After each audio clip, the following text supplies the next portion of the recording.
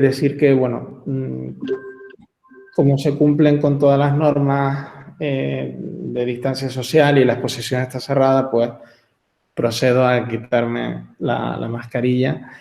Y antes de nada, pues, a ver, estamos admitiendo a varias personas.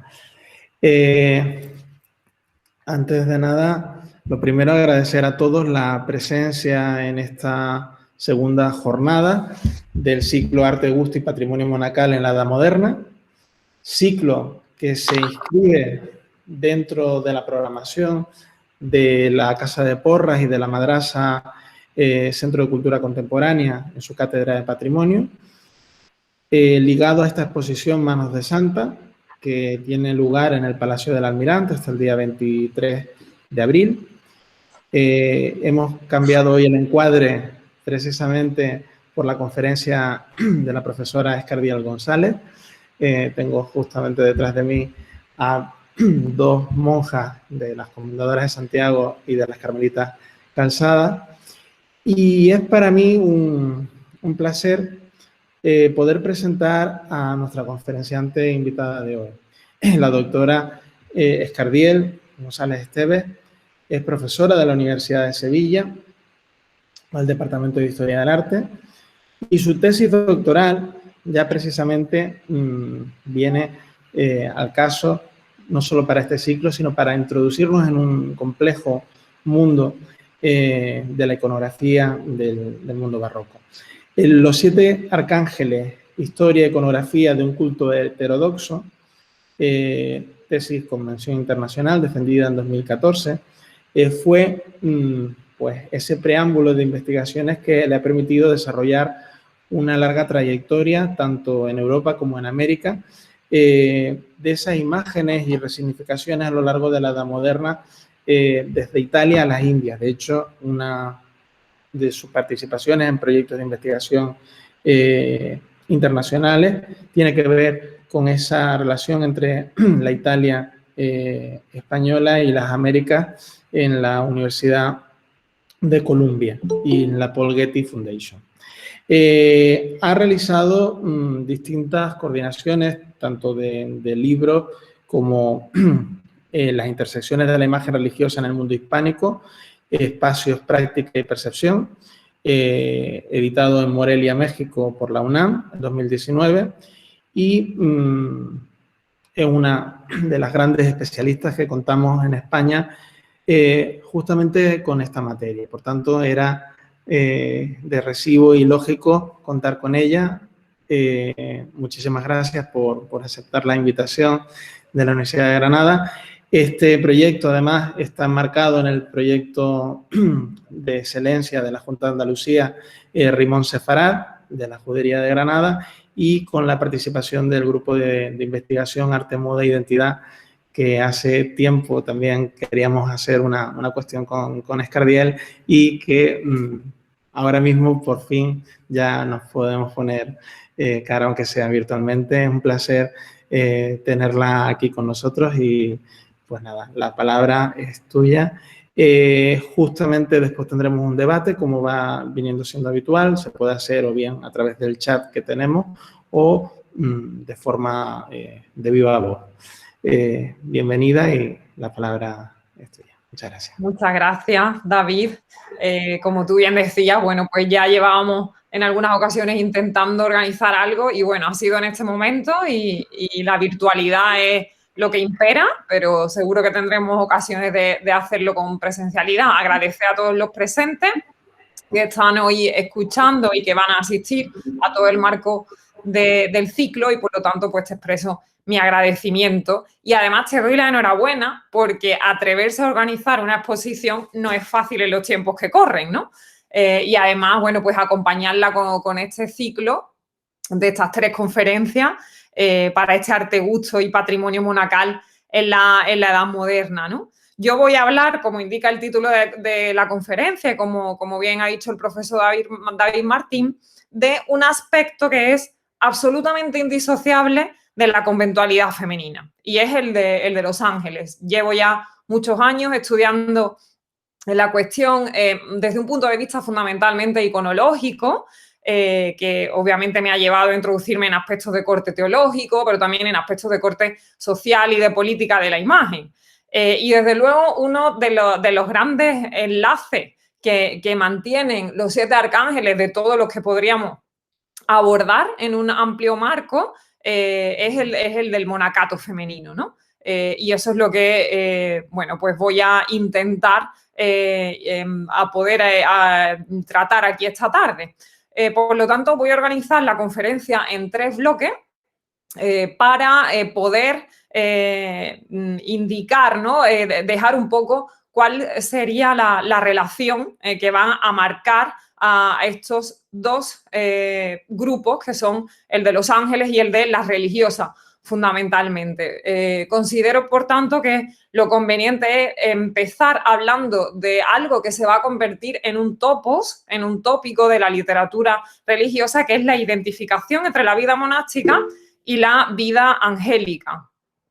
En ese sentido, pues es algo que vamos a ver desde los primeros exégetas del cristianismo y también durante la Edad Media, y esta será una de las bases históricas y teológicas, ¿no? Que van a nutrir lo que luego, desde un punto de vista visual, se va a representar sobre todo a partir de la Edad Moderna. El segundo bloque voy a tratar la cuestión de las visiones angélicas que tienen las autoras religiosas.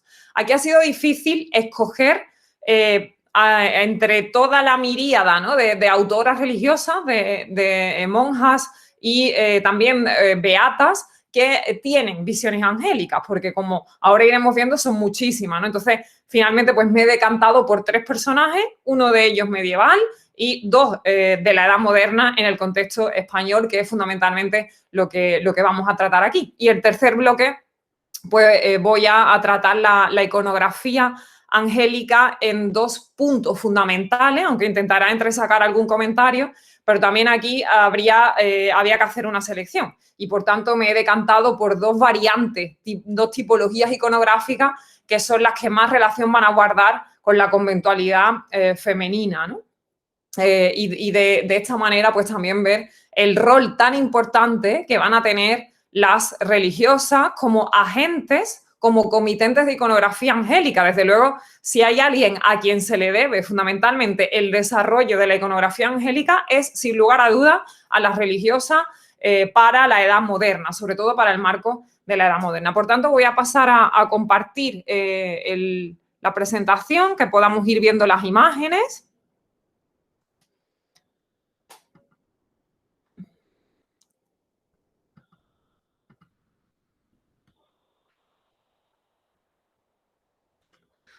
A ver si ahora no tenemos más inconvenientes. Se supone que lo hemos probado antes.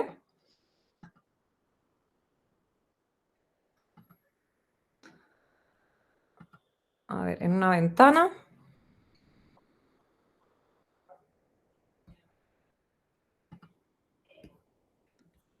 Aquí. ¿Se ve y se escucha bien? Sin problema, perfecto. Se ve la pantalla ya completa. Perfecto, muchas gracias, David. Bueno, pues entonces, como iba diciendo en esta presentación, vamos a comenzar con este primer punto. A ver si... Ahí está. El primer punto que he titulado no ya solo la comparativa de como ángeles, sino prácticamente la identificación, ¿no? Con ese subtítulo de vida monástica es vida angélica.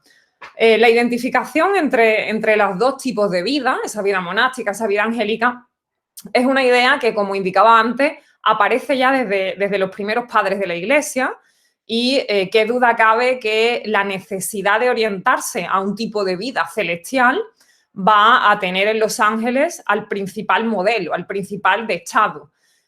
Y veremos cómo, aquí también he hecho una selección de algunos extractos muy, muy breves, que también había que seleccionar porque podríamos haber tratado varios elementos. Se llega a decir que el convento y distintas partes del convento, el claustro, la celda, son no solo comparables al cielo, sino que son un paraíso en sí mismos, ¿no? Entonces, entre esas características compartidas entre los religiosos y los ángeles, pues probablemente el que mejor revela esta idea es el autor francés del siglo XII, Guillermo de Saint-Thierry, que en su Tratado de la vida solitaria, si hacemos una traducción al castellano, nos viene precisamente a ahondar en esta idea de que los ángeles de Dios gozan como en el cielo y que el cielo se convierte en un lugar muy próximo a la celda. Y aquí establece un juego de palabras entre los conceptos latinos kela, que se traduce celda, y caelum, que se traduce cielo. Es decir, que hay una proximidad y una identificación entre la unidad habitacional del monje, que es la celda, con la del cielo. Como digo, esto no solo ocurre con la celda, también se establece con el claustro y con otras partes del monasterio. No solo será Saint-Thierry, como he dicho aquí, podríamos haber seleccionado más autores, pero son bastantes los que van a explotar esta comparativa, ¿no?, entre la celda o el convento general y el cielo. Por ejemplo, San Bernardo, por ejemplo, Adán el Cartujo, van a dejar claro en sus textos que los ángeles están presentes en el monasterio. Y esta imitación que los religiosos hacen de la vida angélica, esta afectuosidad o familiaridad que hay entre uno y otro, les van a permitir a los religiosos gozar de algo de lo que no podían gozar el resto de los humanos. Y es que, si bien hasta que no se producía la muerte no se podría subir al cielo, sin embargo, el hecho de vivir en el monasterio permitía que los religiosos pudieran gozar ya de esa vida celestial, porque el espíritu podía ya estar en esa consideración celestial, ¿no? Y eso es algo que distinguía en el contexto de la Edad Media a los religiosos del resto de las personas. Otra comparativa que podemos establecer es en la forma de vida, ¿no? ¿En qué se parecen también estos ángeles a estos religiosos? Pues aquí también podríamos hablar de varias cosas, pero yo considero que sin duda la que más destaca es la de la virginidad. Los autores, cuando abordan esta cuestión, hablan de la idea de la carne angelificada, es decir, los religiosos, por todo ese tipo de vida, por toda esa vivencia al interior de los monasterios, llegaban a tener lo que los textos hablan de como carne angelificada. Y esto tenía mucha relación también con el hábito que se vestía, porque otro autor, que es Casiano, nos dice que el hábito de los religiosos también es un hábito angélico. Por tanto, de nuevo esta idea de que la carne se espiritualiza o se angelifica, que la vamos a encontrar en otros autores como San Jerónimo. Y otro aspecto crucial es el de las funciones que tienen en común ángeles y religiosos. También aquí se podrían hablar de varias cosas, pero la idea fundamental reside, por un lado, en el canto y la salmodia. Aquí podríamos citar, aparte de los salmos, sobre todo el Salmo 137, pues, por ejemplo, la regla benedictina, ¿no? San Benito, en su regla número 19, dice: te cantaré en presencia de ángeles. Los monjes, imitan aquí a los ángeles en la manera de salmodiar, y de hecho a los salmos se los llamó el rezo o los rezos angélicos, porque en ambos casos ángeles y monjes eran considerados cantores. Otro aspecto crucial que establece el paralelismo es el de ser intermediarios entre los hombres y la divinidad.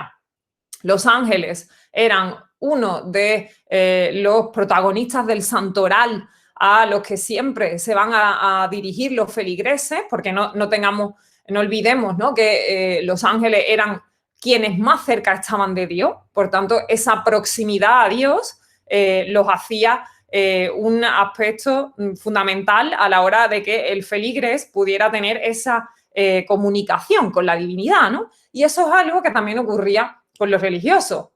En ese estadio medieval, quienes más cerca vivían de la divinidad, qué duda cabe que eran los religiosos y sobre todo los monjes, ¿no? Por tanto, si planteamos como argumentos dónde reside fundamentalmente el paralelismo entre monje y ángel, pues podríamos aducir estos 3, 4 elementos principalmente, ¿no? Vivir en el monasterio, tener esas características donde destaca la del celibato y por tanto la virginidad, y desempeñar tareas como el canto o la mediación entre los hombres y Dios. Esta conciencia de que los religiosos eran como ángeles, o incluso más allá, ¿no? Los religiosos eran propiamente ángeles, va a adquirir su dimensión más notoria en algunas pinturas. Aquí he traído para que observemos una de ellas, es una pintura peruana que se conserva en el Museo Pedro de Osma, donde más allá, ¿no?, del tema central, y qué duda cabe que es la Inmaculada y Cristo infante enfrentándose al dragón con ayuda del pontífice y del propio San Francisco, que está blandiendo la espada, si nos fijamos, el resto de los religiosos que están vistiendo ese hábito tan particular de los franciscanos, están portando alas en el dorso. Entonces, aquí vemos, ya independientemente de que porten una serie de atributos, como puede ser la escalera o la torre, que son atributos de las letanías lauretanas, también los que están tocando instrumentos, pues todos están dotados, ¿no?, de esas alas. Son monjes que están representados como religiosos, pero también cabría la pregunta contraria. ¿Son religiosos que están representados como ángeles? Pues aquí quizá la confusión está plenamente buscada, ¿no?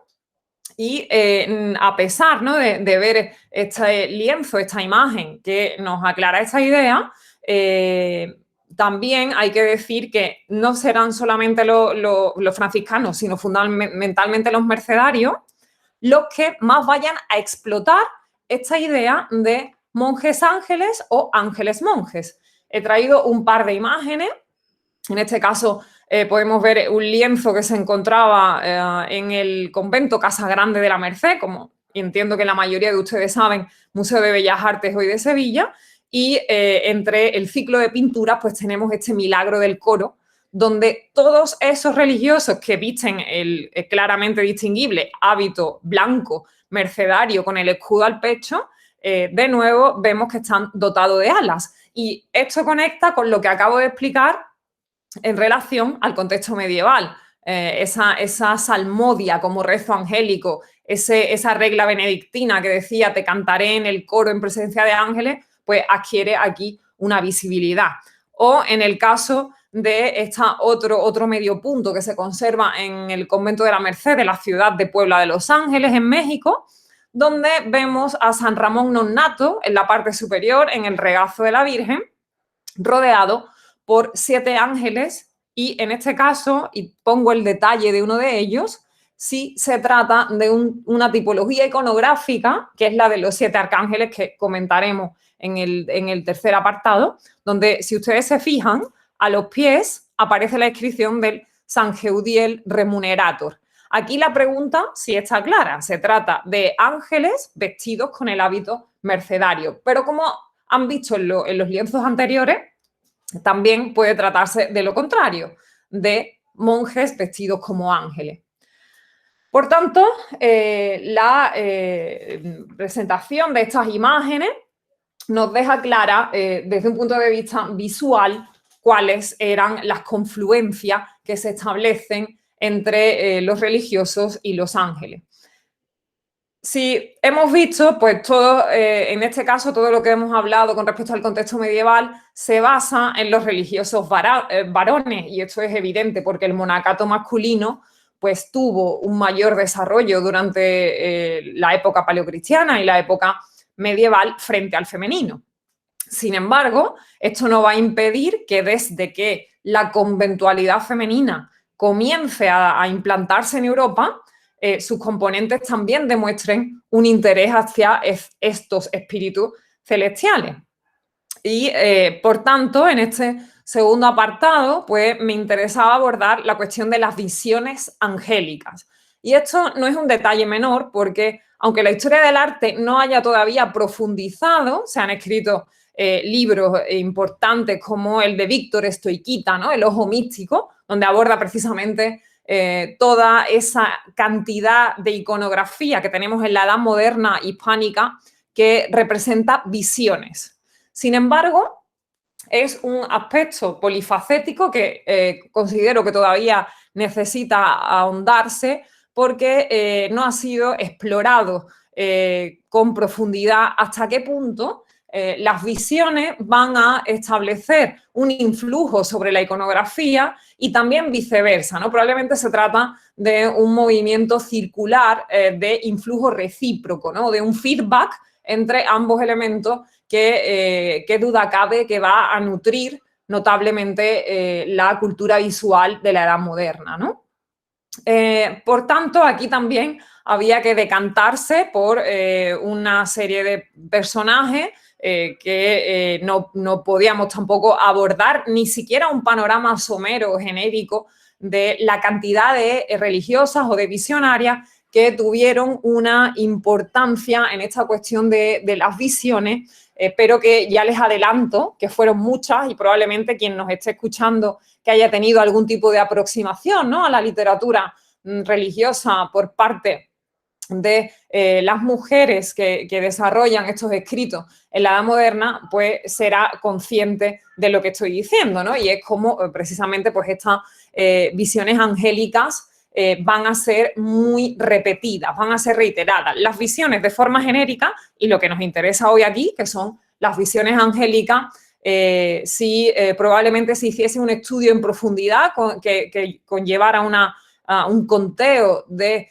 los tipos de visiones, entre las que podríamos destacar las cristíferas, las marianas, seguramente las angélicas estarían mucho más vinculadas a las religiosas que a los religiosos. Pero, bueno, pues esto es algo que no se ha hecho y que es otro de los acicates que nos tiene que servir para poder ir avanzando, ¿no? Por tanto, como les adelantaba antes, para este apartado he elegido a 3 figuras. Una de ellas pertenece a la Edad Media y las otras 2 pertenecen a la Edad Moderna. La primera de ellas es un personaje que es realmente fascinante en el campo de la Edad Media. No solo se habla de ella como mujer excepcional, pero en realidad cabría considerarla como personaje excepcional, porque ni siquiera en el ámbito masculino encontramos protagonistas de la talla de Hildegarda o Hildegard de Bingen.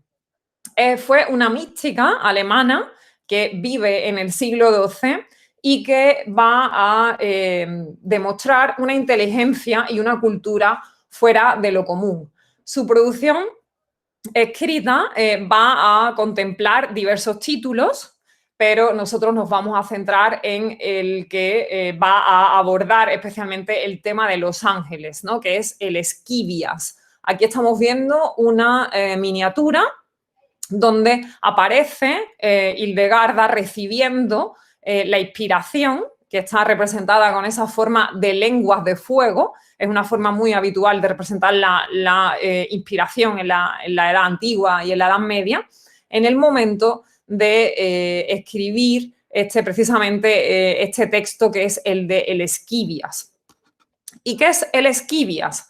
Bueno, pues el Esquivias en realidad es una abreviatura de un título más alargado y que viene a traducirse por conoce los caminos del Señor, ¿no? Es decir, sería, como decía, la abreviatura de Scito Vias Domini, y eso lo podemos traducir como conoce los caminos del Señor. Bien, pues el Esquivia es un texto que se compone de 6 partes que van a recoger visiones que tiene esta mística alemana. En total, 26 visiones. Aquí ya creo que solo con este dato podemos hacernos cargo de hasta qué punto el tema de las visionarias va a empezar a ser crucial, ¿no?, desde tan temprano, desde el siglo XII. Y de todas estas partes y de todas estas visiones, pues nos vamos a centrar en el libro 1, en la visión sexta, que es precisamente la imagen que estamos viendo en pantalla, ¿no? Otra de las muchas miniaturas que enriquecen esta versión, que es la del códice Rupertsberger. Es un códice que se lleva a cabo en vida de la propia Hildegarda en torno al año 1170 y que, aunque desgraciadamente desapareció en la coyuntura turbulenta de la Segunda Guerra Mundial, sin embargo, alcanzaron a hacerse unas copias que luego han permitido que se elaboren facsímiles. Por tanto, lo que estamos viendo aquí es la parte de este facsímil que en el año 1170, por parte de los copistas, visualizó esa composición de cuál era la ordenación de los ángeles. Esto, que hoy en día nos puede parecer algo menor, fue una pregunta que sobrevoló las preocupaciones teológicas desde los inicios del cristianismo, ¿no? Porque los ángeles son algo que aparece en la Biblia en muchas ocasiones, pero que nunca se llega a explicar cuáles son los tipos que hay, cuántos tipos hay. Aparecen en menciones, prácticamente no hay libro del Antiguo Testamento ni del Nuevo tampoco, donde no aparezca algún personaje alado. Sin embargo, como en muchos otros aspectos de la teología, se carecía de una codificación angélica.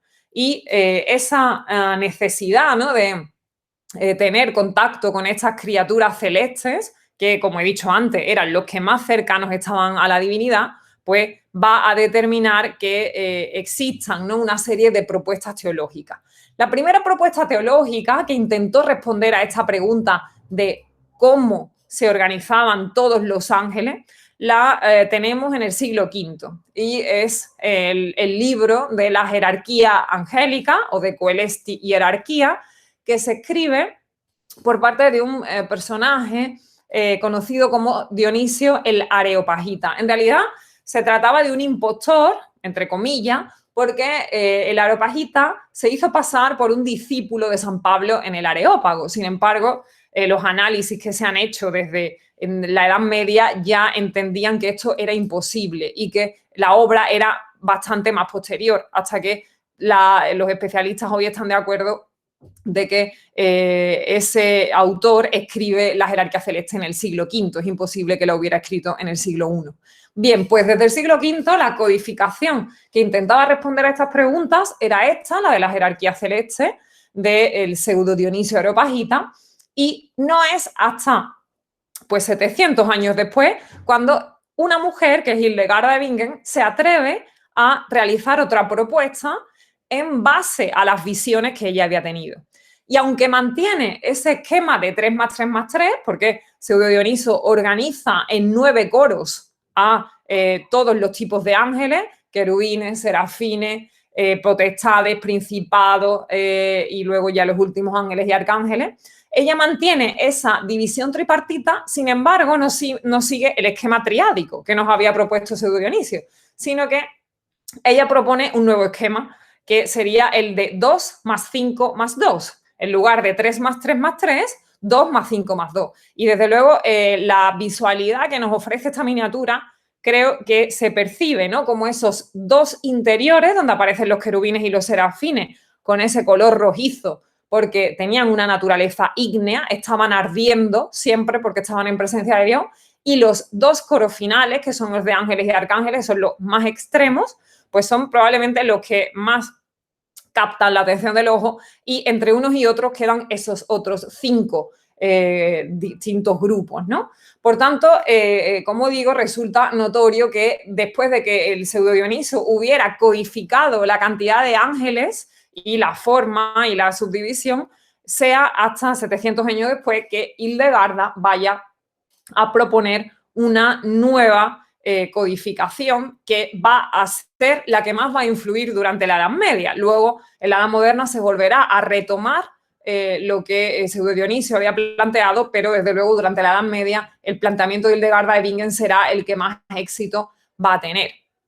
Aunque la he destacado a ella, pues como digo, hay otras personalidades femeninas como Santa Brígida de Suecia, Santa Catalina de Siena, que van a recoger también sus visiones de ángeles. Y esto, que es algo, ¿no?, que en la Edad Media pues, va a tener un desarrollo importante, va a preparar el camino a la auténtica explosión de visiones angélicas que van a surgir a partir del siglo XVI. Y realmente no es exagerado hablar de explosión, porque no existe prácticamente ninguna escritora religiosa de la Edad Moderna que no contemple una visión angélica. Algunas son más redundantes, otras pasan más de puntillas sobre el tema, pero realmente no existe ninguna religiosa, ninguna escritora que no vaya a hacerse eco de alguna visión angélica, empezando por Santa Teresa, que probablemente sea lo que la audiencia pueda conocer de una forma más próxima, pero incluso aquellas personalidades, de las muchas que hay y que apenas han sido estudiadas, todas van a tener van a recoger por escrito esos raptos, esos éxtasis visionarios donde los ángeles le van a comunicar algún tipo de conocimiento teológico o algún tipo de profecía. En fin, son muchos los conocimientos, las informaciones que las monjas van a recibir de estos ángeles, ¿no? Y además no podemos olvidar un detalle que es crucial, es que muchas de estas monjas, la mayoría místicas, van a tener una ascendencia crucial sobre los reyes. Tenemos el caso, por ejemplo, de Sor Juana de la Cruz, que es confesora de Carlos V, el caso de la conocida monja de Carrión, que también es confesora de Felipe III, y podríamos aquí aducir muchos otros, porque aunque hoy nos parezca baladí, no se tomaba ninguna decisión política sin antes haber consultado con los confesores. Y aparte de los confesores, a la misma altura en importancia estaban también los consejos que estas religiosas van a ofertar a los monarcas. Yo, como decía, he seleccionado dos figuras de la Edad Moderna, una del siglo XVI y otra del siglo XVII, pero como digo, podría haber seleccionado otros casos con la misma importancia, ¿no?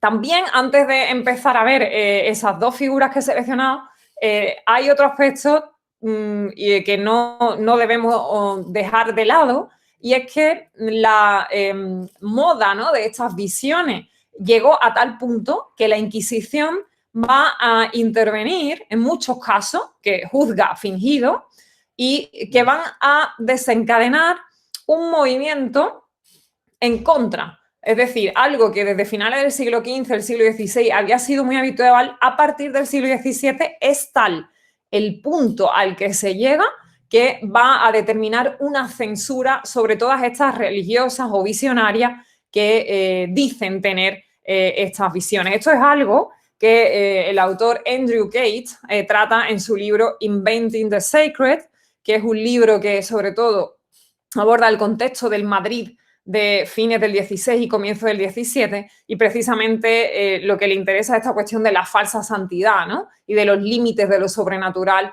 en el siglo de oro.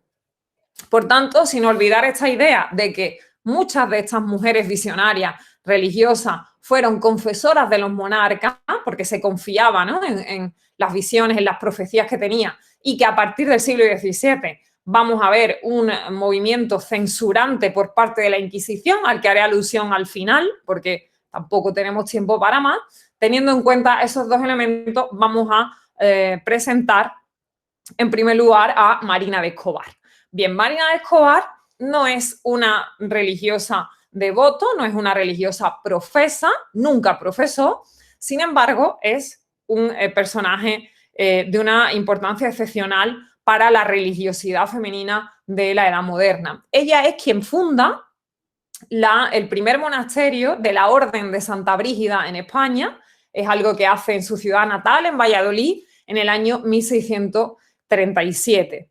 Y además, como luce, como podemos ver, que transmite ese IHS sobre su pecho, es una hija espiritual de los jesuitas. Ya saben ustedes que los jesuitas es una orden masculina, no tiene rama femenina. Sin embargo, eso no quiere decir que no alentara la religiosidad entre las femeninas, entre las mujeres. Fueron muchas las mujeres que tuvieron una relación crucial con la Compañía de Jesús. Desde luego, la institución intentó beatificarla, intentó canonizarla, pero el proceso va a resultar fallido, precisamente por eso que comentaba antes, ¿no? Porque este exceso de visiones va a determinar una persecución inquisitorial y esa persecución inquisitorial va a chocar con todos los intentos que hay por intentar canonizar. Otra de ellas, por ejemplo, sería Mariana de Jesús, ¿no? Por parte de los mercedarios. Podríamos citar muchas más. No obstante, a pesar de que nunca llegó a beatificarse y el concepto de venerable que ustedes ven en el grabado, ¿no? Lo deja claro, sin embargo, serán muchos quienes se refieran a ella como beata. Aquí hay que tener en consideración una cuestión, y es que beata es un término polisémico en castellano. Lo fue y lo sigue siendo, porque beata puede designar distintas realidades. Una de ellas es la de designar a mujeres piadosas, bien solteras, bien viudas, que aunque seguían algunos votos, no vivían la normativa de la orden religiosa y no vivían en monasterios, sino que vivían en beaterios. Es algo similar, pero no es lo mismo. Y no debemos olvidar que la autonomía que tienen las beatas no la pueden tener las religiosas. Esto es algo en lo que no me puedo detener, pero que sin duda será crucial para el desarrollo del pensamiento religioso femenino, porque no estaban sujetas a ningún tipo de normativa. Los conventos femeninos estaban sujetos a los de sus superiores masculinos, pero en el caso de las beatas, aunque tenían confesores, estaban al margen de esa normativa. Y desde luego otro de las causas por las que la Inquisición va a perseguir a estas beatas es precisamente por la libertad de actuación que tenían, ¿no? Y esto es algo, como digo, que Andrew Tate ha estudiado, pero también muchos otros. Bien, pues Marina de Escobar, a sus 49 años, queda postrada en la cama y es a partir de entonces cuando se van a incrementar esos raptos, esos éxtasis visionarios y cuando van a aparecer con fruición los ángeles. Aquí tenemos un retrato de ella donde aparece acompañada de su ángel de la guarda. No es raro que podamos encontrar un retrato de una religiosa, incluso de un personaje religioso cualquiera en la Edad Moderna, en el que aparezca acompañado de su ángel de la guarda. Pero sí que me interesaba destacar cómo aquí ya aparece esta idea en la que el ángel aparece con esa postura de proximidad, con esa afectividad hacia la venerable, y esto es algo que va a reiterarse tanto en la literatura como en las artes visuales. No hay que olvidar que el ángel de la guarda es otra de las tipologías angélicas cruciales, no en el campo únicamente del monacato, sino en el campo de la piedad genérica. En este otro lienzo, que se conserva en el monasterio de las Brígidas, el monasterio que ella funda en Valladolid, probablemente es una de las imágenes que mejor representa todo esto que estamos comentando de los tipos de visiones donde a estos personajes se les aparecen innumerables ángeles. Aquí vemos a la religiosa metida en la cama, como he dicho, que quedó postrada a los 49 años y pasó 24 años de su vida. Y a partir de ahora es cuando esas visiones se van a incrementar. Tienen el detalle de cómo su ángel de la guarda le ofrece 2 coronas, una de rosas y otra de espinas. Y esto es algo que es casi un tópico, ¿no? de la literatura religiosa femenina, porque este aspecto aparece en otras también vidas de religiosas y vidas de místicas. Aunque no se aprecia muy bien, en el fondo, en ese celaje, aparecen unas inscripciones que aluden a los cantos que Marina de Escobar decía tener en sus visiones angélicas. Y más allá del canto en concreto, lo que me interesa es poner en conexión esta imagen con un extracto de la biografía de la venerable Marina de Escobar, concretamente en el libro segundo, donde ella nos relata, y cito: «Fui transportada a la Jerusalén celestial, donde una corte angélica me postró ante la Beatísima Trinidad y mostraron el papel de los versos que yo canté. y el otro santo ángel había escrito, y el Señor se agradó con ello. Por tanto, aquí ya aparecen elementos que hemos hablado ya en el caso del contexto medieval, pero que sobre todo, como digo, lo que me interesaba especialmente es ver cómo en esta pintura se ha visualizado una de las muchas visiones angélicas que ella tuvo. Y esto me lleva a recalcar esa idea que decía al inicio de mi intervención de que todavía necesitamos ahondar más en esta relación entre las visiones y la riqueza iconográfica que surge en la Edad Moderna. El otro personaje que he elegido, probablemente este era insoslayable, es el de María Jesús de Agreda. No sé si a quienes nos están escuchando han podido en algún momento escuchar hablar de este personaje. Yo creo que sí, porque, como digo, tiene una incidencia crucial no solo en la literatura, que es el aspecto por el que más ha sido estudiada, sino también en la política, ¿no? Como decía antes, ella va a ser confesora de Felipe IV, con no poca influencia sobre determinadas decisiones políticas. Ella va a desarrollar en esa obra de la mística Ciudad de Dios, que es una de las grandes obras de la literatura mística de todos los tiempos, pues va a desarrollar esta idea de la cercanía y de la proximidad a los ángeles. Lo que estamos viendo es un detalle de una pintura que existe en Zacatecas, en México, donde aparece ella afrontada a San Juan Evangelista y recibiendo la visión en la parte superior de la Inmaculada. Lo que tenemos detrás, en el fondo, es precisamente una representación de esa mística ciudad de Dios, que es el título que ella le da a su obra y que incluso, como ven, ha sido referenciado mediante una inscripción. Bien, esta relación con los ángeles, como decimos, estas visiones de los ángeles respecto a las religiosas, no extrañan para una mística de la época. Ya he dicho que no existe ni una sola de las autoras religiosas que no demuestren esta idea. Lo que sí resulta llamativo en el caso de Sor María Jesús de Agreda es que sean varios ángeles y de que estos ángeles tengan nombres apócrifos, porque eso me va a conectar con la tercera parte que vamos a abordar en esta intervención, ¿no? Y para ello, para los nombres de estos 6 ángeles, que como decía son todos apócrifos, me interesa que nos centremos en este lienzo. Es un lienzo de una factura que no interesa especialmente aspectos de orden de calidad, pero que desde el punto de vista iconográfico posee una riqueza tremenda. Aquí vemos de nuevo, fíjense que como en el lienzo de Zacatecas, Sor María Jesús de Agreda está sentada con la pluma sobre el libro y recibiendo la visión de la Inmaculada, ¿no? La mística Ciudad de Dios pues es uno de los mejores escritos que van a plantear el tema de la Inmaculada y que va a ser utilizado, ¿no?, para la proclamación posterior del dogma. No tengo tiempo ni siquiera casi para hacer una referencia, pero entiendo también que a la mayoría del auditorio será conocedor de la importancia que tiene la cuestión del culto inmaculista para el ámbito hispánico, ¿no? Y desde luego la importancia que tiene en la cultura visual.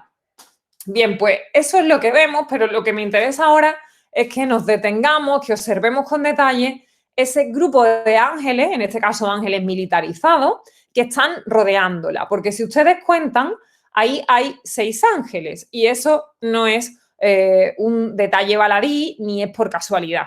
Son 6 ángeles porque la propia Sor María Jesús de Agreda nos dice que ella tenía nada más y nada menos que 6 ángeles de la guarda. Y no será en la mística Ciudad de Dios donde ella ahonde en esta idea, sino que será fundamentalmente en 2 textos.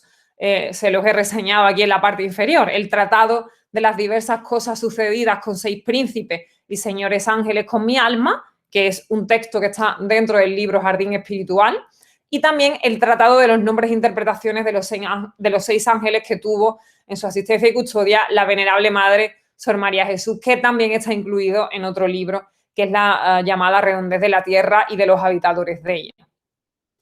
Ambos casos son textos de la mucha producción que tuvo ella, que no son especialmente conocidos, pero que, como digo, nos interesaban porque es en esos textos donde ella más nos va a hablar de estos 6 ángeles de su guarda y además nos va a dar los nombres. Y como digo, la cuestión de los nombres es una cuestión crucial porque el tema del carácter apócrifo de los ángeles va a ser una de las características más importantes que tenga la iconografía angélica desde el contexto hispánico, tanto en la península ibérica como en las Américas, y además va a ser un elemento distintivo frente a otras variantes angélicas que se pueden dar en Europa. Bien, pues Sor María Jesús de Ágreda en estos textos nos llega a dar incluso el nombre de sus 6 ángeles, que son los que tienen en pantalla. Ya nos habla de Graciel, Nunciel, Saciel, Agael, Maraquiel y Baraquiel. Los nombra en varias ocasiones e incluso aquí en una de las páginas manuscritas de ese tratado de los 6 ángeles, que tanto uno como el otro quedaron inéditos, pero sí que se conservan las copias escritas. Si se fijan, pues vemos en esta doble página los nombres de 3 de ellos, ¿no? Saciel, Baraquiel y Agael. Lo interesante es que sobre ellos se nos ofrece una descripción en torno a sus atributos, en torno a sus ropajes, más allá de poder ofrecernos los nombres, ¿no? Leer esas líneas, si tuviéramos tiempo para detenernos, veríamos cómo hay sin duda una relación con las imágenes que se desarrollan, esa riqueza de textiles, ¿no?, que vemos en la mayoría de la iconografía angélica en la Edad Moderna, está presente en estas líneas y en la mayoría de las descripciones que estas religiosas hacen de sus ángeles. No obstante, como decía, la cuestión del carácter apócrifo va a ser otro de los elementos que son característicos, ¿no?, de la piedad angélica entre las religiosas y que también pasaron a la cultura visual. Va a ser uno de los elementos en los que la Inquisición se va a apoyar para poder pues, atacar a estas visionarias, a estas místicas y considerarlo una de las razones para que pudieran ser juzgadas de una forma negativa y pudieran ser perseguidas, ¿no? Y ahora es algo que veremos. Y ya pasamos entonces a la última y tercera parte de esta intervención, que, como dije al inicio, va a intentar aclarar 2 solo de las variantes que aparecen y que yo considero que son más importantes en cuanto a la relación con las religiosas. Y más allá de eso, lo interesante, y es algo sobre lo que no se ha puesto el acento, considero que es el papel que van a tener los conventos femeninos como foco de iconografía y especialmente foco de iconografía angélica. La selección que voy a presentar en este bloque, por tanto, es, a pesar de la brevedad, sintomática del aprecio que el monacato femenino le va a dedicar a los ángeles y, en definitiva, como decía antes, pues forma parte de las prácticas piadosas generales de la época, ¿no? Esta familiaridad que los textos anteriores, ¿no?, que hemos estado viendo nos han puesto de manifiesto, fue lo que va a motivar el encargo de tantas y tantas imágenes de ángeles en las clausuras hispánicas. Quien nos esté viendo seguramente habrá en cualquier visita a algún monasterio que haya podido visitar, se habrá dado cuenta de hasta qué punto los ángeles tienen un papel protagónico entre las figuras que se mandaron efigiar a lo largo de la Edad Moderna, ¿no? Y ello convierte, como decía, los conventos femeninos en uno de los mayores comitentes de iconografía angélica, si no en el que más. Esto es otra cosa que probablemente si hiciéramos un muestreo, seguramente en la comparativa los conventos femeninos serían los que destacarían en la cuestión de la iconografía angélica. Este grabado de Pedro Perret sobre composición del pintor madrileño Antonio de Pereda es el que he utilizado como imagen titular de la conferencia, porque creo que es una de las imágenes que mejor condensa la familiaridad, la avenencia, ¿no?, entre los espíritus alados y las madres. En este caso se trata de la infanta Sor Margarita de Austria, tía de Felipe III, que aparece acompañada por su ángel de la guarda. Sor Margarita en un momento de su vida queda ciega y precisamente aquí la forma de representar con el bastón, con la mano por delante y acompañada del ángel de la guarda demuestra cómo esa ceguera le afectaba, ¿no?, a la hora de poder moverse a lo largo del convento. Y esa imagen, como digo, que considero bastante reveladora de esa familiaridad entre las religiosas y los ángeles, también me sirve para introducir la idea de la protección angélica, ¿no? La protección angélica, que era algo buscado no solo por las religiosas, sino por cualquier fiel que intentara acaparar algo de la taumaturgia que se le achacaba a la divinidad, ¿no?, esa intermediación con la divinidad que antes comentaba. Pero más allá de considerar la idea de el ángel protector de una sola persona, es decir, lo que se ha dado en conocer como el ángel de la guarda, antes veíamos el retrato de Marina de Escobar, lo que me interesa ahora es que veamos la tipología del ángel protector de la comunidad. Es decir, no el ángel de la guarda individual, sino el ángel protector del monasterio o de la comunidad. Y en este sentido,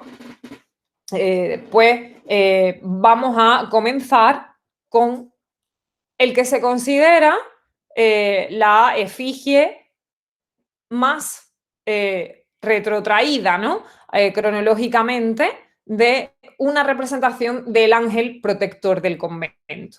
Lo que estamos viendo en pantalla es una tabla de finales del siglo XV que ha sido atribuida al círculo del pintor valenciano Joan Reixac y donde vemos la figura del ángel junto a una religiosa arrodillada.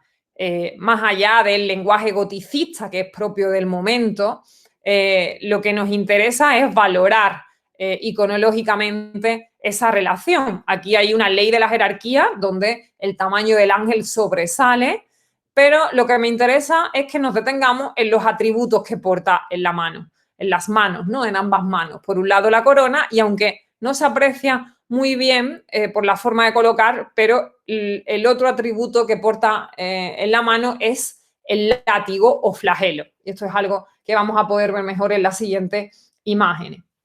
Esos dos atributos, todavía por dilucidar el origen, yo he planteado una hipótesis donde lo relaciono con los ángeles de las ciudades que se desarrollan en el siglo XIV, fundamentalmente en el Levante español y con conexiones con el virreinato napolitano, porque este ángel con corona y flagelo o con corona y cetro aparece, como digo, ya con antelación, pero, como digo, es algo que está todavía por dilucidar. Pues esa corona y ese flagelo vamos a ver cómo se va a repetir a lo largo de distintas imágenes del ángel protector del convento a lo largo de la era moderna. Creo que aquí sí se diferencia mejor el flagelo, que además este ángel de la comunidad está blandiendo como si fuera a precisamente descargarlo, ¿no? Corona y látigo tienen muchas relaciones con el premio y el castigo y con estos dos conceptos se han abordado a lo largo de varios textos que tratan el asunto en particular y que no tengo tiempo para detenerme. Lo que sí me interesa ahora es que nos centremos en este ángel de la comunidad que fue pintado por el pintor manierista Gaspar Becerra en torno al año 1560 y que se pintó para el convento de las Descalzas Reales de Madrid. Y este va a ser el epicentro sobre el que ahora vamos a discurrir en la mayoría de las imágenes que vamos a ver. Pero ¿quién es este ángel protector de la comunidad o del convento? Más allá de que valoremos ese primer prototipo gandiense con probablemente alguna incidencia de arquetipos medievales anteriores. Pues para responder a esa pregunta de quién es el ángel protector de la comunidad o del convento, tenemos la suerte de conservar una explicación que nos ha llegado a través precisamente de un texto que se llama Historia del Santo Ángel de la Comunidad. Si bien este texto fue escrito en 1734, copiaba un texto 200 años anterior, prácticamente, donde la cita se remontaba a 1556. 1556 es prácticamente el año de la fundación del monasterio. Por cierto, con religiosas que proceden de Gandía, desde donde se va a irradiar la reforma de la orden clarisa por parte de Santa Coleta. Por tanto, aquí la cuestión de la importancia que va a tener Gandía como monasterio principal y monasterio pionero, vamos a ver que va a tener una incidencia sobre lo que luego ocurre en Madrid. Y ante esa pregunta de quién es el ángel protector de la comunidad, pues ese texto del siglo XVI, en origen, nos da la respuesta. Cito: era el ángel que el Altísimo tiene destinado para guarda de las vírgenes y que además del patrimonio que tiene sobre las esposas de Cristo, le tiene particularísimo sobre esta comunidad y que era de su agrado se le señalase un día particular en que consagrarle fiesta.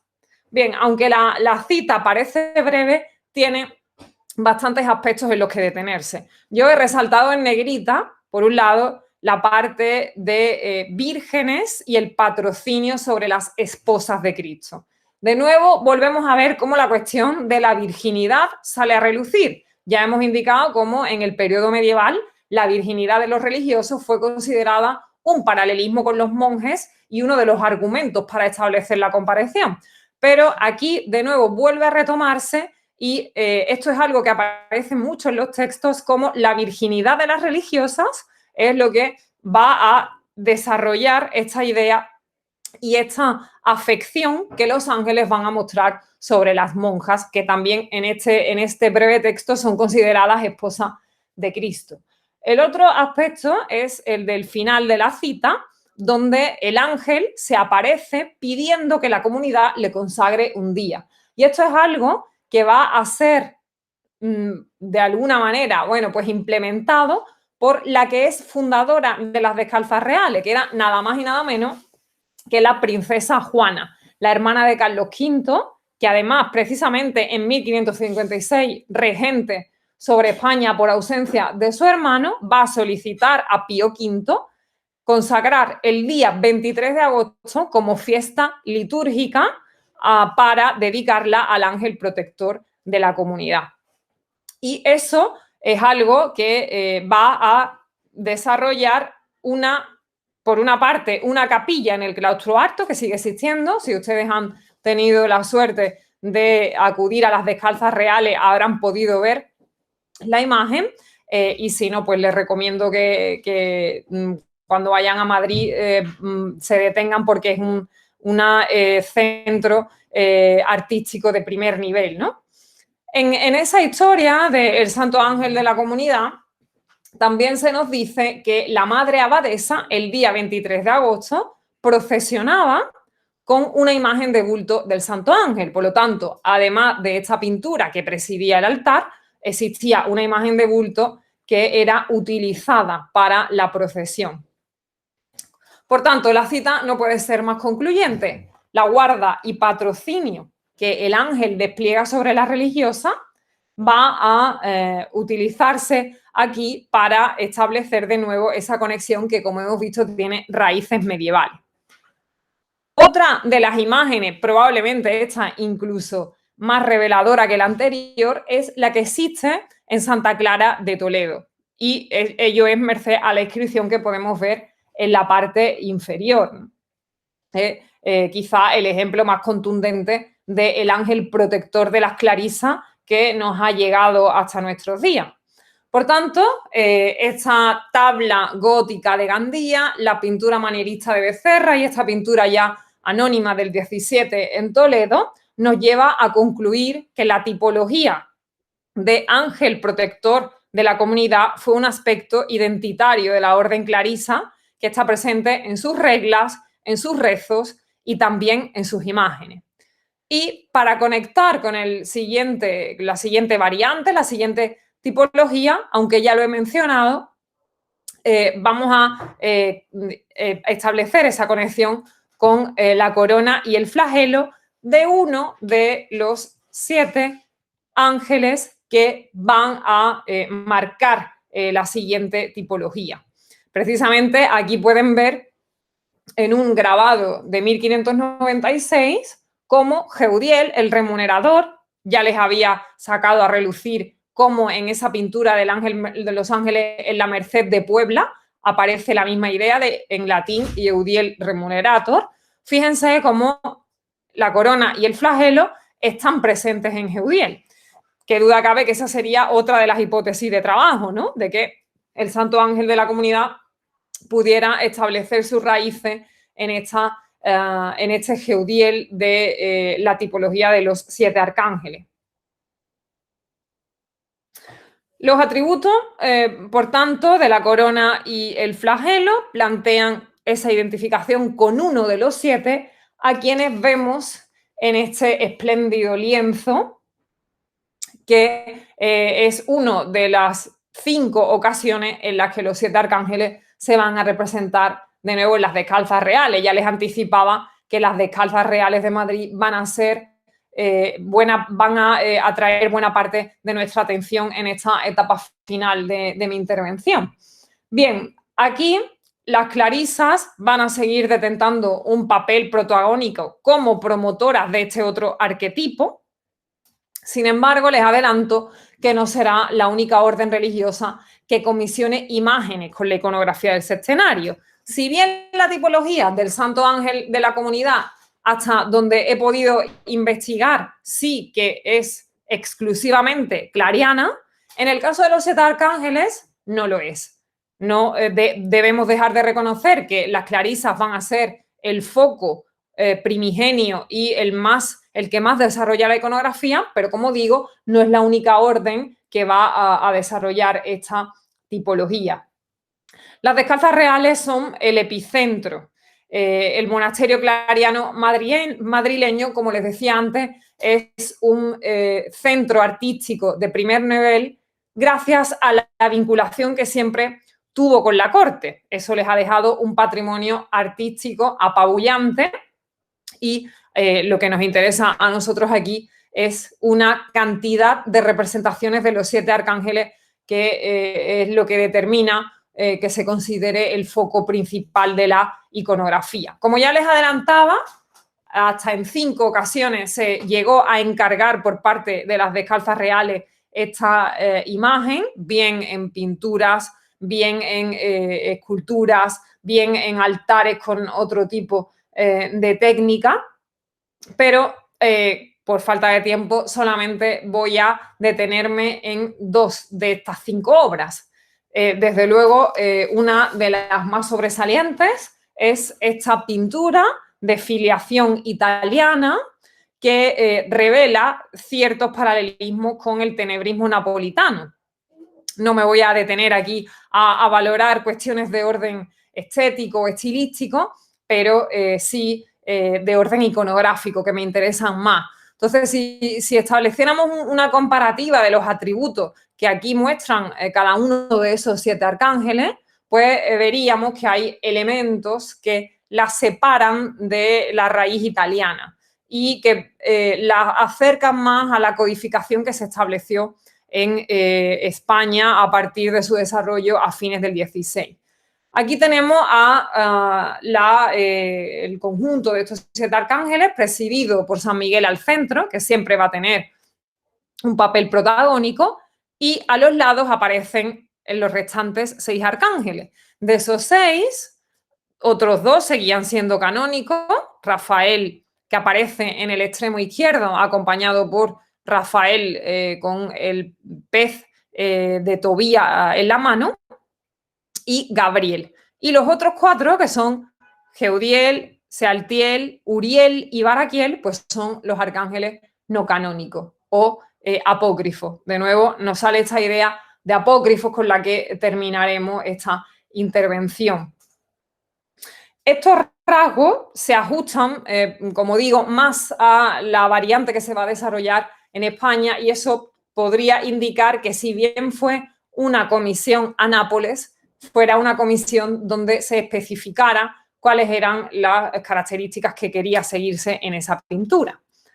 La otra sobresaliente imagen de los 7 arcángeles que se encuentra en las descalzas reales es la de la imponente escalinata de acceso a la parte superior. Probablemente esta imagen sí que la hayan visto en alguna ocasión. Se trata de un conjunto, de un ciclo mural, donde aparecen los 7 arcángeles junto a otros 2 ángeles de la guarda y del protector del convento. De nuevo vuelve aquí a salir la idea del ángel protector del convento. Por tanto, son 9 ángeles en total, cuyos nombres aparecen en cartelas en la parte superior de esos arcos fingidos. Esta pintura ha sido más valorada a lo largo de la historia del arte por el balcón en Trampantojo, donde aparece Felipe IV y su familia, pero aquí el interés reside, que duda cabe, en Los Ángeles y también en la relación que Los Ángeles mantienen con la monarquía, que es un tema sobre el que he trabajado. Llevo trabajando bastantes años con algunas publicaciones, y que es una también de las grandes relaciones que se establecen entre Los Ángeles. Decía al inicio de la conferencia que las religiosas, con las clarisas especialmente, son uno de los focos de esa relación, pero desde luego la monarquía es otro de esos focos, y la idea de la vinculación con estas monjas visionarias, ¿no?, que prestan consejo a los monarcas, pues va también a estar en relación.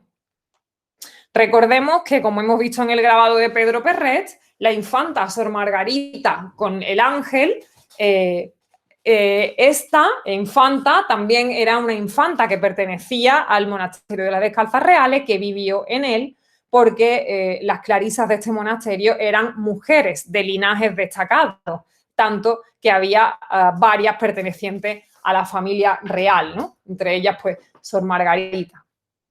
Como decía antes, si bien las clarisas y con el foco de las Descalzas Reales en Madrid quien más desarrolla la iconografía, también tenemos otros monasterios pertenecientes a diversas órdenes. En este caso hay que mencionar el monasterio de la Encarnación, que pertenece a la orden agustina, pero que comparte una característica con las Descalzas Reales, y es que se trata de otro monasterio de patrocinio real. Si bien aquí no llegaron nunca a vivir personajes femeninos de la realeza, pero también sus miembros pertenecían a mujeres de linajes importantes. Lo que me interesa destacar aquí ahora es el formato. Hemos visto cómo en las Descalzas Reales teníamos uno de los lienzos conjuntos, ese lienzo que a priori sería una importación napolitana. Teníamos un ciclo mural, pero en realidad la tipología artística que más va a desarrollar la iconografía es la de las series de lienzos.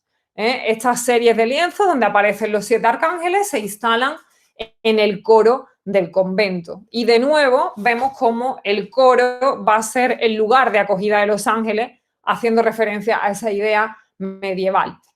Los 7 ángeles aquí siguen el patrón que va a desarrollar el pintor madrileño Bartolomé Román, quien desde su taller sabemos que ejecuta en torno a una decena de series similares. La mayoría, por no decir todas, excepto esta, están incompletas y están repartidas por varios museos de España, y existe también una serie casi completa, a excepción de uno que se conserva en la iglesia de San Pedro de Lima.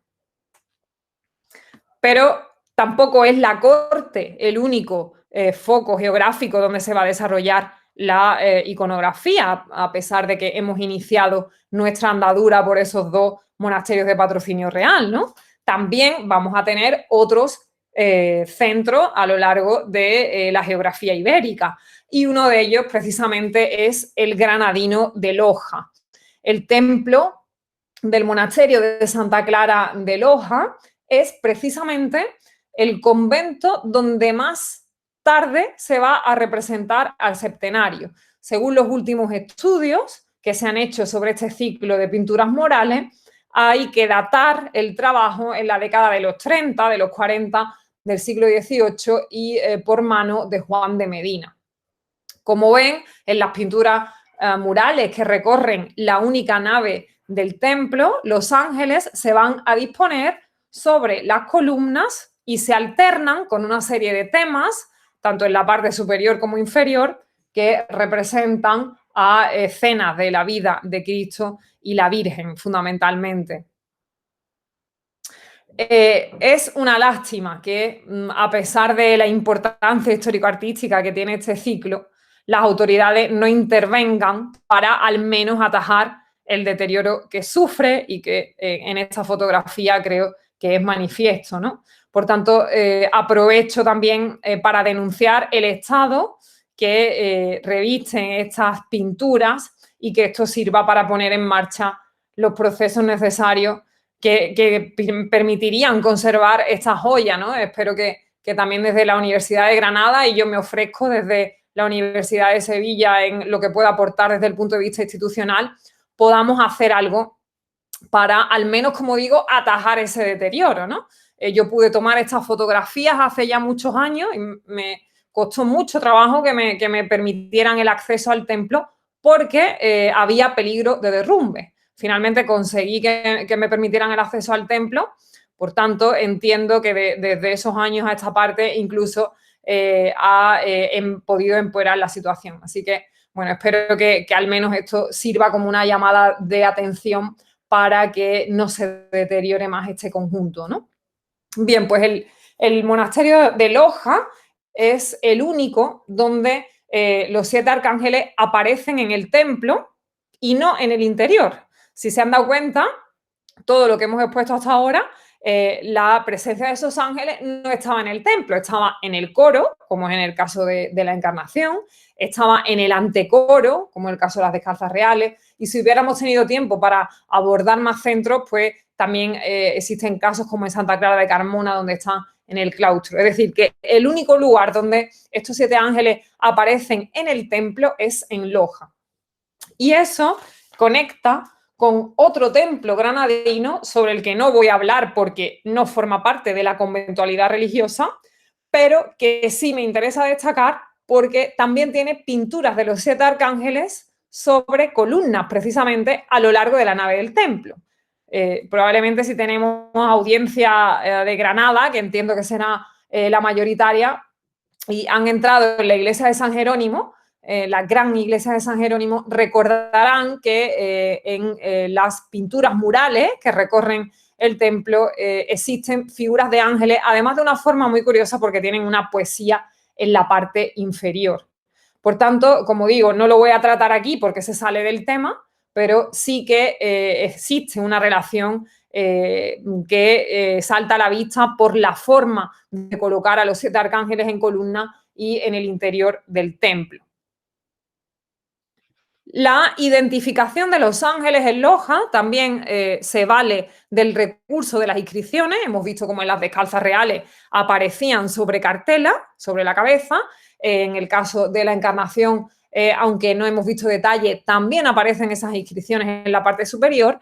Y en el caso de Loja, aparecen en filacterias a los pies tanto el nombre como también el mote en latín. Aquí vemos el detalle de San Gabriel. Aquí vemos el detalle de San Rafael y aquí vemos el detalle de Baraquiel. Y esto me interesa de nuevo para volver a la idea del carácter apócrifo de los ángeles.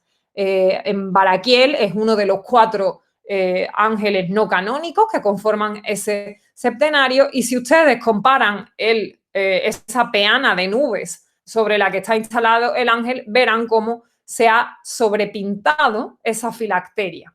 ¿Por qué ha ocurrido esto? Pues qué duda cabe que el argumento pasa por, como decía antes, ese carácter apócrifo. Y aunque en un primer momento se pintara la filacteria, cualquier toque de atención por parte de las autoridades determinó que se tapara esa filacteria que dejaba en entredicho el carácter canónico de la iconografía, ¿no?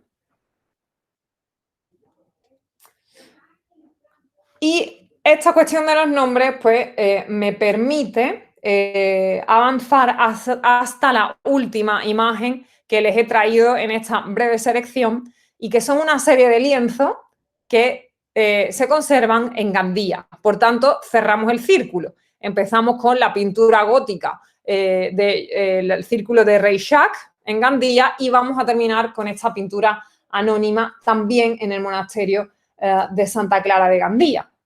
Los lienzos de Gandía plantean una propuesta tremendamente novedosa que resulta la mejor evidencia de la relación entre los 7 ángeles y las clarisas que se despliega en este ambiente.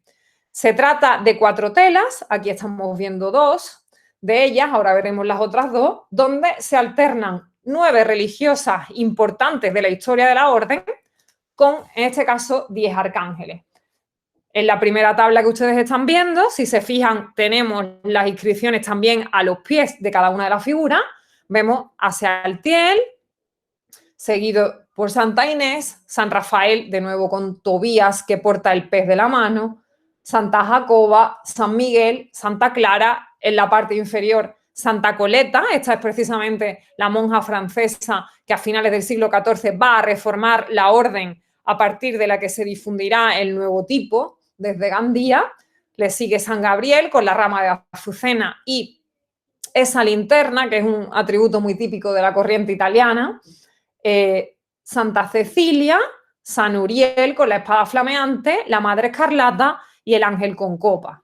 Y las 2 tablas menores, como ven de menor tamaño, pues vemos a Baraquiel que está esparciendo rosas con su mano, en la iconografía típica de este arcángel, una religiosa que porta una cruz, un ángel con una espada envainada, Sor María de la Cruz, en este caso sí sabemos quién es, y la última tabla vemos a Geudiel, de nuevo con la corona y el flagelo, a una religiosa con un báculo y unas azucenas, claramente se trata de una madre abadesa, pero no sabemos quién, y por último un ángel que lleva un rosario.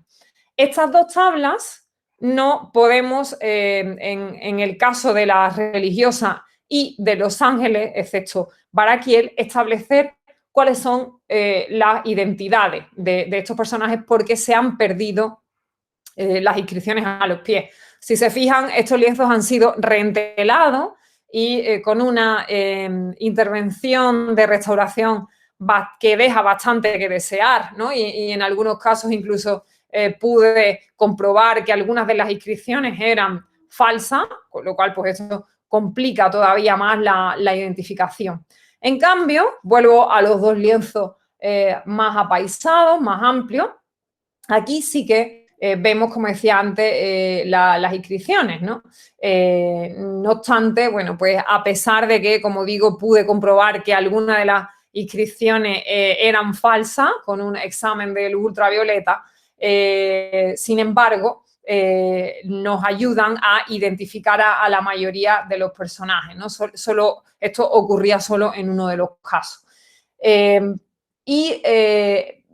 A diferencia, ¿no?, de lo que ocurre con los lienzos menores, donde no podemos conocer, excepto en el caso de Baraquiel y de Geudiel, quiénes son los otros personajes. Lo que sí resulta evidente, ¿no?, de alguna manera, es que los 7 arcángeles han sido acompañados aquí por otros 3 ángeles, siguiendo la misma tónica que hemos visto en las descalzas reales, donde en la escalera monumental de acceso a la primera planta veíamos a esos 7 arcángeles acompañados de otros 2 ángeles.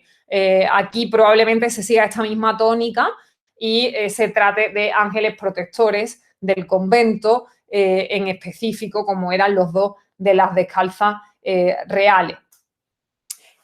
Como decía antes, esta relación entre las clarisas y los ángeles es quizá la propuesta iconográfica más novedosa que encontramos en cuanto a la relación entre unos y otros, y sirve a la perfección para poder ilustrar todo lo que se ha estado desarrollando, ¿no?, a lo largo de esta intervención.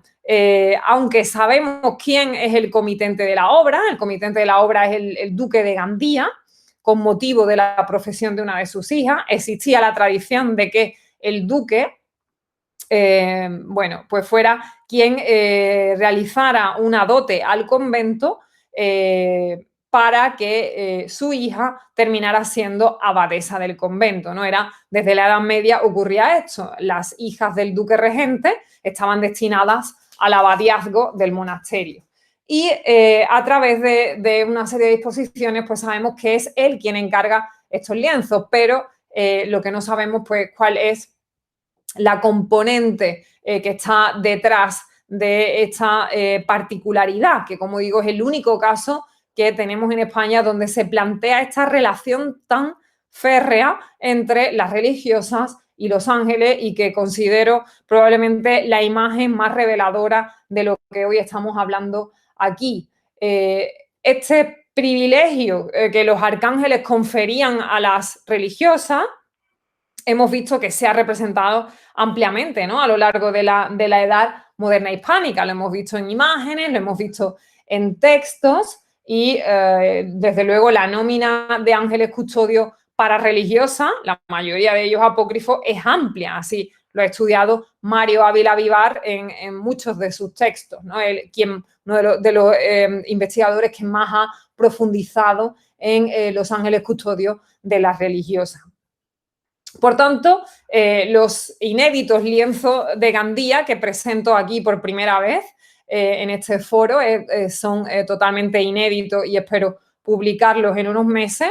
Creo que constituyen la expresión más contundente de esta relación de familiaridad, ¿no?, entre religiosa y ángeles. Sin embargo, no podemos olvidar que también existieron muchas otras tipologías. Y yo solamente voy a cerrar con esta tipología de series, que seguramente serán más conocidas por el público en general, porque han sido más trabajadas, han sido más estudiadas en cuanto a los formatos seriales de la pintura barroca. Benito Navarrete ha estudiado esta cuestión, la viene estudiando desde hace muchos años, y es lo que ha determinado que sean más conocidas. Aquí vemos, pues, cómo en 3 centros religiosos de Sevilla, Córdoba y Lima encontramos el mismo tipo de San Miguel. Y los 3 centros, además, pertenecen a órdenes diferentes, y ello demuestra que la tendencia se extendió más allá de las clarisas, ¿no?, por mucho que estas pudieran haber sido pioneras en el desarrollo. Del taller de Zurbarán van a producirse, ¿no?, estas series desde Sevilla, donde resulta evidente el seguimiento con apenas variaciones de los modelos. Esto lo podríamos aducir no solo en el caso de San Miguel, sino también en casos como el del ángel con columna, por poner solo un ejemplo. Esta tipología iconográfica de las series de arcángeles es considerada uno de los elementos más característicos del barroco hispánico, y va a determinar sobre todo que sea un foco crucial para la cultura visual de la edad moderna. Por tanto, con ello ya cierro la presentación. Pido disculpas por haberme extendido y espero que ahora, al menos, si tienen alguna cuestión, pues pueda resolverla. Muchísimas gracias, Escardiel, por esta magnífica disertación. Y como ha venido siendo costumbre en estas sesiones a través de Google Meet, les pediría que hagamos al menos un aplauso virtual encendiendo los micrófonos y para...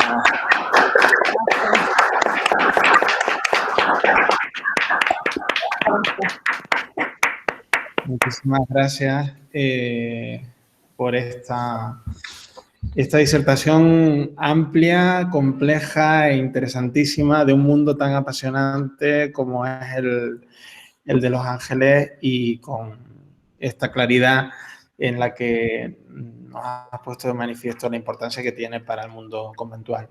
Iniciamos un pequeño turno de debate y de preguntas. No sin antes decir que hay una buena noticia. Justo antes de la pandemia ya se ha podido restaurar el convento. Así sí. que, afortunadamente, Loja ya tiene su capilla Sistina, como cariñosamente la llaman, recientemente restaurada. Y bueno, que se puede, de hecho, a día de hoy ya visitar de una forma, pues, Estupendo. Las últimas noticias que tuve, que justamente la labor de investigación que hiciste en aquel momento era muy complicada, teniendo en cuenta que estaba cerrada y que hubo muchos problemas, y ya afortunadamente se ha podido justo antes de la pandemia. O sea que una buena noticia dentro de estas cuestiones. Desde luego, desde luego. Iniciamos. Alguien puede por chat o de viva voz, como prefieran.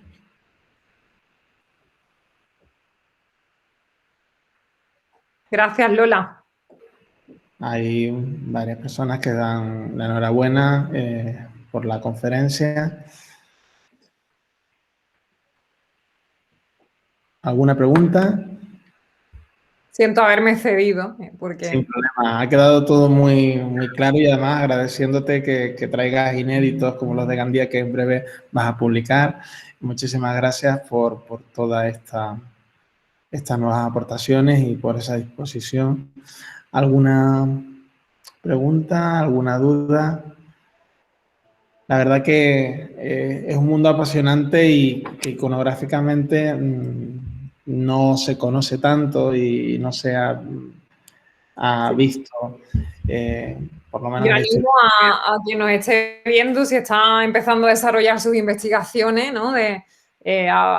Partiendo de TFG, de TFM o de incipientes doctorados, que es un campo donde todavía queda mucho por hacer, porque es básicamente un campo inagotable, ¿no? Yo me he centrado en el caso de los 7 arcángeles y como consecuencia he tenido que también tocar de forma tangencial otras tipologías, ¿no? Como las que he mostrado, el ángel protector del convento, que duda cabe, San Miguel, ¿no? La tríada canónica, pero ya les digo que hay todavía mucho por indagar, así que si hay alguien al que le guste el tema, pues animo a que se introduzca y que me pueden escribir para ayudar en lo que les pueda aclarar, ¿no? Al respecto.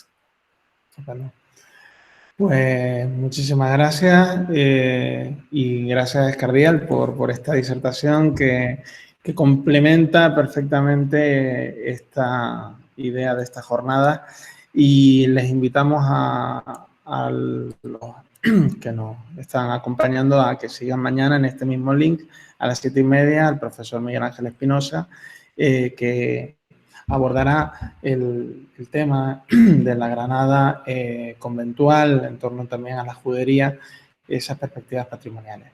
Muchísimas gracias y buenas tardes a todos. Muchas gracias a todos. Gracias, David. Y disculpa por la inconveniente del inicio. Sin problema. Gracias.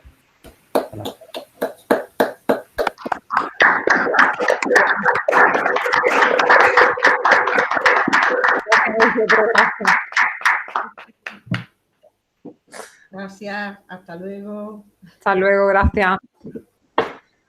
Gracias. Gracias, Juan de.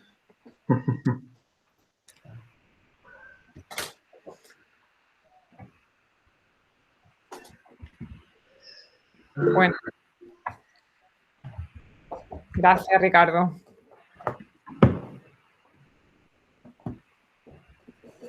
Bueno. Gracias.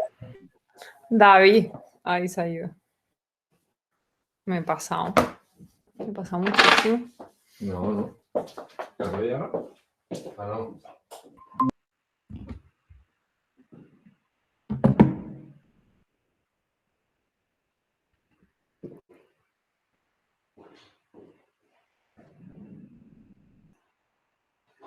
Ay.